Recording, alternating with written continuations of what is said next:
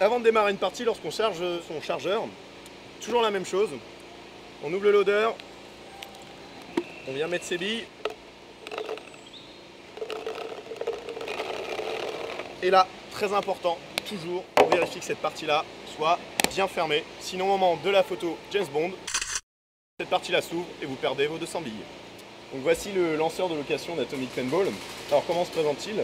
D'abord, on a le canon et son bouchon de canon. Ici, le loader et le coude. Alors c'est dans le loader que sont introduites les billes qui vont ensuite descendre via le coude jusqu'à notre canon. Et les billes seront projetées depuis la culasse à partir de l'air contenu dans cette bouteille de gaz. C'est un lanceur semi-automatique, c'est-à-dire que lorsque l'on va appuyer, la culasse revient d'elle-même en arrière. On peut donc tirer à la cadence du doigt. Si jamais la culasse s'enraye, il suffit de la retirer une nouvelle fois en arrière pour que le lanceur refonctionne correctement. Au niveau de la bouteille de gaz, ici on a un manomètre qui permet de contrôler la quantité de gaz dans la bouteille.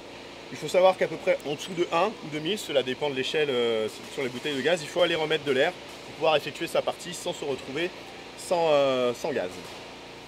En plus ici, donc, on a un bouton poussoir qui a une sécurité supplémentaire. Lorsqu'on appuie dessus, la gâchette du lanceur est bloquée, ce qui empêche donc la projection d'une bille. Bien évidemment, ceci ne remplace en aucun cas le bouchon de canon qui est vraiment le dernier rempart en cas de projection malencontreuse d'une bille. Alors en ce qui concerne le masque, pour le mettre à sa taille, derrière vous avez deux sangles. Lorsque vous rapprochez ces deux sangles, on desserre le masque et lorsqu'on les éloigne les unes par rapport aux autres, comme ceci, on resserre le masque. Et donc après, on est prêt à aller jouer.